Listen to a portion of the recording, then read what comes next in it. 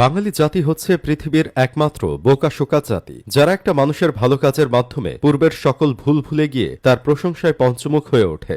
এই যে বেশ কয়েকদিন ধরে রাফসান্দার ছোট ভাই ও তার না হওয়া হাফ গার্লফ্রেন্ড সুনেরা একটা নতুন কন্টেন্ট বানিয়ে আলোচনায় আসছে। সবাই তাদের প্রশংসা করছে, কেউ বলছে তারা কন্টেন্টের মাধ্যমে অন্য লেভেলে চলে যাচ্ছে, আবার কেউ বলছে রাফসান আর সুনেরা যে বাংলাদেশের ঐতিহ্য নিয়ে বেশ সচেতন সেটা তাদের কন্টেন্ট দেখলেই বোঝা যায়। আসলে তারা যে শুধু বাংলাদেশের ঐতিহ্য নিয়েই সচেতন বিষয়টা এমন না, তারা বাংলাদেশের আরো খারাপ বিষয় নিয়েও সচেতন। যেমন দেশের টাকা মেরে খাওয়া, ব্যাংক থেকে লোন নিয়ে লোন পরিশোধ না করার দিক থেকেও তারা সচেতন। তারপর কেউ ঋণ পরিশোধ করতে বললে পাগলের মতো উল্টাপাল্টা যুক্তি দিয়ে মানুষকে বোকাশোকা বানানোর দিক থেকেও তারা সচেতন। রাফসানের হাফ গার্লফ্রেন্ড মানুষকে ছোট করে কথা বলার দিক থেকেও ভালোই সচেতন।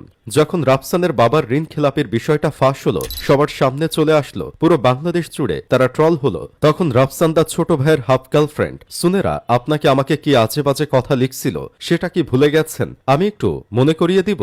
সেই সময়টায় সুনেরা রাফসানের পক্ষ নিয়ে বলছিল কেউ বড় হলে বাংলাদেশের মানুষ সেটা সহ্য করতে পারে না, তোমরা এত খ্যাত কেন? পুরো দেশবাসীকে খ্যাত বলে দিছে ইনডিরেক্টলি, কারণ দেশের মানুষ রাফসানের বাবার কাছে ঋণের টাকা ফেরত দিতে বলছে তাই। তাহলে এখন আপনারা বলেন, তারা কি শুধু বাংলাদেশের ঐতিহ্য নিয়েই সচেতন নাকি আরো অন্য কিছু নিয়েও সচেতন?